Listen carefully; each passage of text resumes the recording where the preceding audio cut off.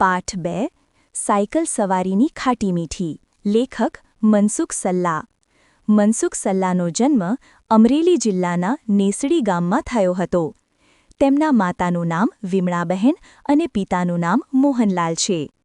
તેઓ લોકભારતી સંસ્થામાં આચાર્ય પદે રહ્યા હતા.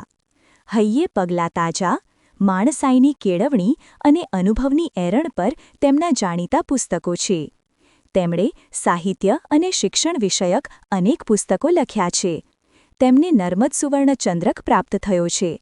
સાયકલ સવારીની ખાટી મીઠી એક સ્મરણકથા છે, જેમાં આજથી 50 કરતાં પણ વધુ વર્ષ પહેલાં સાયકલની કેવી નવાઈ હતી અને સૌને તેનું કેવું તો ઘેલું હતું તે વિશે રોચક વર્ણન કરવામાં આવ્યું છે.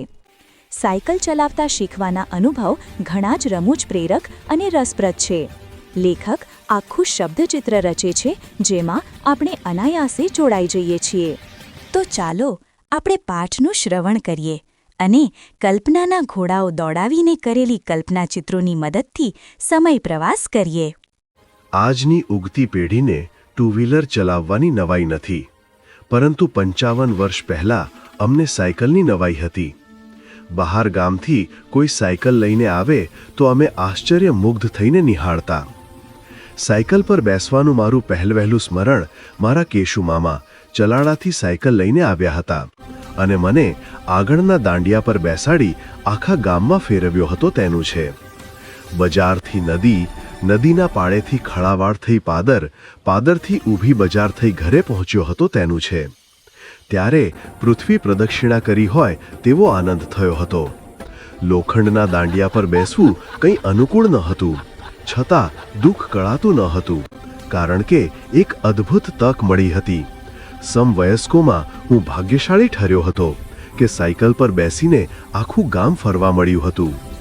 એકો ન રમતે એવો શ્લોક વાક્ય પછી જાણ્યું, પરંતુ 100ને મારી તકની ખબર પડવી જોઈએ. એટલે કોઈ આડું ન હતું કે સામે ન હતું, તોય મેં આખરે રસ્તે ઘંટડી વગાડ્યા કરી હતી. 100ને ખબર તો પડવી જોઈએ ને કે મારું મહાભાગ્ય કેવું હતું. સાયકલ રમ્મર માટી કરતી દોડતી હતી. નદીના પાડા પછીના ઢાળમાં તો પેટમાં શેરડા પડી ગયા હતા. વચ્ચે વચ્ચે હવાથી આંખ બંધ થઈ જતી, પણ ઘંટડી વગાડવાનું ભૂલાયું ન હતું. એ અનુભવ એથી ઉત્સુકતાભર્યો રોમાંચક હતો કે કેશુ મામા બપોર પછી ગયા ત્યાં સુધીમાં સ્ટેન્ડ પર ઊભી કરેલી સાયકલના દાંડાને, ઘંટડીને અનેકવાર અડી લીધું હતું. પેન્ડલને અવળો આટો ફેરવ્યો હતો. એનો આનંદ જ ઓર હતો. પછી દિવસો સુધી સાયકલ પર બેસવાનો આનંદ ભાઈબંધો આડર વાગોડ્યો હતો. એમાં અતિશયોક્તિ અલંકારની અતિશયતા કઠિન હતી. અમારા બટુકો માટે આશ્ચર્યલોક ત્યારે ખુલ્યો જ્યારે સાવરકુંડલાના એક વહોરાજીએ ગામમાં સાયકલ સ્ટોર ખોલ્યો. એમાં એક સાથે 10 સાયકલ મુકાઈ. આટલી બધી સાયકલ! એમાંય ગમતી મીઠાઈ જેવી 2 નાની સાયકલ હતી. એકય સાયકલ નવી ન હતી. કુંડલામાં વપરાઈને ઉતરી ગયેલી આ સાયકલો હતી. દરેક સાયકલનું એકાદ અંગ ઘવાયેલું હોય જ, એટલે ચલાવતી વખતે એને વાતમાં એને વાકવું પડે. મોટી સાયકલો ભાડે જાય, પણ એક સાથે નહીં. નાની સાયકલો તો સવારથી સાંજ સુધી એક પણ નવરી ના પડે. કલાકનું એક આનું ભાડું હતું. એ અસાધારણ લાગતું. એટલે 2-3 જણ ભેગા થઈને 3 પૈસા, અડધો આનો ભેગા કરીએ અને નામ નોંધાવી દઈએ. આગળના વારાવાળાનો અડધો કલાક અમને બહુ લાંબો લાગતો, જાણે ઘડિયાળ ધીમી ન ચાલતી હોય. ભાઈબંધો સાયકલ ફેરવતા હોય અને અમારે કેવળ જોઈ રહેવાનું. એટલે ક્યારેક હનુરાન દાદાને મનોમન ભલામણ થઈ જતી કે ઘડિયાળનો કાંતો જલ્દી આગળ વધે તેવું કંઈક કરે. અમારી વિનંતી કેટલી સાંભળી એ તો તેઓ જાણે. અમે 2-3 જણે મળીને ભાગમાં નાની સાયકલ લીધી હોય. દરેકે પૈસો કાઢ્યો હોય એટલે 100નો વારો આવે. એમ તો બધાને સાથે જ સાયકલને ઝાલિયાનો, સાથે દોડવાનો સંતોષ મળે. નાની ઘંટડી તો સતત વાગતી હોય. સાયકલ ક્યારેક દગો દઈ દે, ભૂમિશયન કરાવી દે, પણ ઘંટડી ભાગ્યે જ બેવફા નીવડતી. એમ સાચું કે ઘંટડી ન વગાડીએ તો ચાલે એમ હતું, કારણ કે સાયકલમાં કીચુડાટનો અવાજ એટલો આવતો હોય કે આસપાસવાળા ખસી જ જાય. તોય અમે ઘંટડી વગાડતા એ જ તો મુખ્ય આનંદ હતો. સાયકલ ચલાવતા આવડ્યું ત્યાં સુધીમાં પરાક્રમો પણ રોમાંચક છે. બધા કહે, સામે જો, હેન્ડલ ઉપર નહીં, ઘંટડી વગાડવાનું બંધ રાખ, અરે પેન્ડલ મારવાનું ચાલુ રાખ. પણ એનો મેળ રહે નહીં. એમાંય રસ્તામાં કૂતરું બેઠું હોય એટલે મિત્રો કહે, તારવ વારવ. ત્યાં તો કૂતરું વહાલું હોય એમ એની ઉપર સાયકલ ચડી જાય. મિત્રો કૂતરું કરડવાની બીકે સીટ છોડી દે. પછી જે થવાનું હોય તે થાય જ. બીજી બાજુ કૂતરું ઊંકારો કરતું ભાગે, કાં તો સામે ઘૂરકે. કપડાં ધૂળ થઈ ગયા હોય એની તો નવાઈ ન હતી. બજાર વચ્ચે પડવાની હા ખાસી લાગે. એમ થાય કે કોઈ ન જુએ તેવી ખળાવાડમાં કે એવી બીજી જગ્યાએ બન્યું હોત તો વાંધો ન હતો. પણ જ્યારે બેઠેલો ફિલ્મ ઉતારે તે કાઠું લાગતું. મોં રવા જેવું થઈ જાય. તોય કંઈ બન્યું નથી એમ સાયકલ પર પાછું આરોહણ થાય અને વરઘોડો આગળ ચાલે. હશે કોઈ એવું જેને સાયકલ શીખતા હાથ પગ ન છોલાયા હોય. વળી અમારું નિશાન મિત્રો સાયકલની સીટ છોડી દે, એકલા ચલાવીએ અને સાયકલ ચાલે પડીએ નહીં તે હતું. તેથી ક્યારેક 2 પૈસાનો મેળ કરીને સાયકલ ભાડેથી લીધી છે અને 1 કલાક સાયકલ ચલાવવાનો લહાવો લીધો છે. તેના અનુભવ પણ ભાતીગળ છે. ગામમાં આવેલી સાયકલો ખખડધજ હતી. સાવરકુંડલામાં ન ચાલે માટે નેસડીમાં આવી હતી. એટલે એક ઘટના સર્વસામાન્ય હતી, ચેન ઉતરી જવી. એકાદ ફલાંગ સાયકલ ચાલે અને ચેન ન ઉતરે એવું ભાગ્ય જ બને. સાયકલ ચલાવવી હોય એટલી ચાલે, પણ ચેન સરખી કરવાનું કામ મુખ્ય રહેતું. એથી આંગળા અને કપડાં ગ્રીસવાળા થાય. પણ એની અમને પરવા ન હતી, પરંતુ બીજો ત્રાસ ભારે હતો. ગામમાં રસ્તા ધૂળિયા, ટાયર અને કાંટા વચ્ચે પુરાની દુશ્મનાવટ. વેર વાળવા કાંટા ધૂળમાં છુપાઈને બેઠા હોય. ખચ્ચ કરતા ટાયર પર હુમલો કરે અને ભોગ અમે બનીએ. દુશ્મન ક્યાં બેઠો હોય એની ખબર ના પડે. સાયકલ બાપડી થઈ જાય. તેને દોરીને અમે સાયકલ સ્ટોર સુધી પહોંચાડીએ. સાયકલવાળો હુકમ કરે એટલા તેનો જંબુરીઓ સાયકલ આડી પાડી. ટ્યુબ ટાયર ખોલે, જોઈએ તો ટ્યુબમાં અગાઉથી જ પંક્ચર રિપેરિંગના 12-15 લેબલ લાગેલા હોય.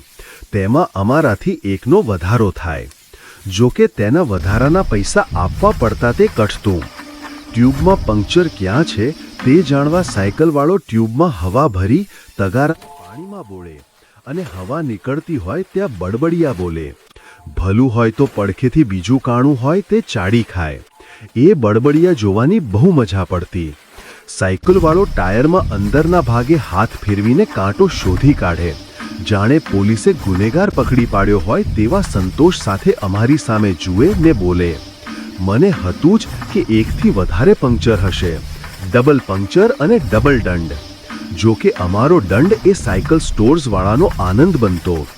ગામડાના રસ્તા કાચા ખાડા ખડિયાવાળા. મારો સાયકલ ઉત્સાહ કશાને ગણકારે નહીં, પણ સાયકલ તો બધું અનુભવે. ધૂળના ધક્કામાં પૈડું એવું ડૂબે કે હેન્ડલ કહ્યું ન કરે. ક્યારેક પૈડું હઠાગ્રહ કરીને ઊંધું ફરીને ઊભું રહે. વટ પાડવાની ખ્વાહિશ હોય પણ વટ ધૂળમાં પડી જાય. ખાડો મોટો હોય તો સાયકલ કૂદકો મારે, ભૂમિશયન કરે અને ફરજિયાત ભાન કરાવે કે પૃથ્વી માતા કહેવાય માટે દંડવત પ્રણામ કર, ને કરવાય પડે. તો રસ્તા વચ્ચે બેઠેલો પથ્થર જાણે લોહ ચુંબક હોય એમ પૈડું ગમે તેટલું વારવા છતાં એ તરફ જ ખેંચાય. પથ્થર ઉપર થઈને નીચે પછડાય. પછી 2-3 ઘટના બને. કાં તો થોડું આંચકો ખાઈને આગળ ચાલવા માંડે, કાં આડું થઈને સાયકલને અટકાવી દે, કાં પૈડું એવું વાંકું થાય કે સાયકલ અને સવાર 2 બિચારા બનીને આવશે, પણ એ ગમે તે દિશામાં ફેંકાઈ જાય. આસપાસ ઊભેલા સંભળાવે ખરા, જોઈને ચલાવતો હતો. હા ભાઈ હા, જોઈને જ ચલાવી હતી, પણ પૈડું માને તો ને. સાયકલની આડોડાઈ પણ જેવી તેવી નહીં. સામેથી ભેંસ આવતી હોય, બાજુમાં રસ્તો ખુલ્લો હોય. આપણને થાક કે આ જરાક તારવી લીધી કે પત્યું, પણ આપણું ધાર્યું બધું ક્યાં થાય છે.